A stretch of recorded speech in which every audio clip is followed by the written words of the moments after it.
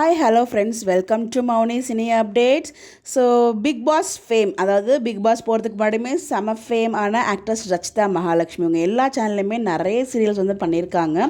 So big பாஸ்க்கு அப்புறம் பார்த்திங்கன்னா அவங்க எந்த ஒரு சீரியலுமே கமிட் ஆகலை. பட் 2-3 மூவிஸ் பண்ணி அது ரிலீஸ்மே ஆச்சு. ரொம்ப சூப்பராக இருந்துச்சு. ஃபயர் மூவியெல்லாம் ரொம்ப சூப்பராக ஆக்ட் பண்ணியிருந்தாங்க.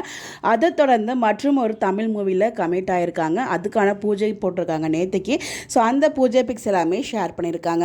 ஸோ அதில் ரச்சிதா மட்டும் தான் நமக்கு தெரியுது, வேறு யாரையுமே நமக்கு தெரியல. ஸோ அவங்களோட பிக்ஸ் உங்களுக்காக அவங்க ஷேர் பண்ணி இந்த பிக்ஸ் எல்லாமே உங்களுக்காக நான் ஷேர் பண்ணியிருக்கேன். ஸோ இந்த ஒரு மூவி பார்த்தீங்கன்னா S2 ப்ரொடக்ஷன் நினைக்கிறேன், ப்ரொடக்ஷன் நேமு. அவங்களோட first movie S2 Kavya production number 1 அப்படிங்கிற மாதிரி தான் சொல்லியிருக்காங்க.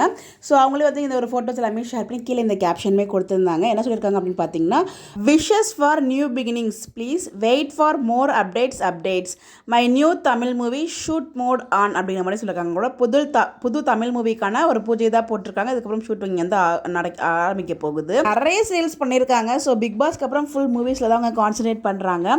ஸோ எப்போ சீரியலில் வருவாங்கன்னு சொல்லி நிறைய பேர் எதிர்பார்த்துட்டு இருக்காங்க. அப்போ அந்த மாதிரி எதுவும் இருந்துச்சு அப்படின்னா கண்டிப்பாக அவங்களே ஷேர் பண்ணுவாங்க. ஷேர் பண்ண அப்டேட்ஸ் நான் ஷேர் பண்ணுறேன்.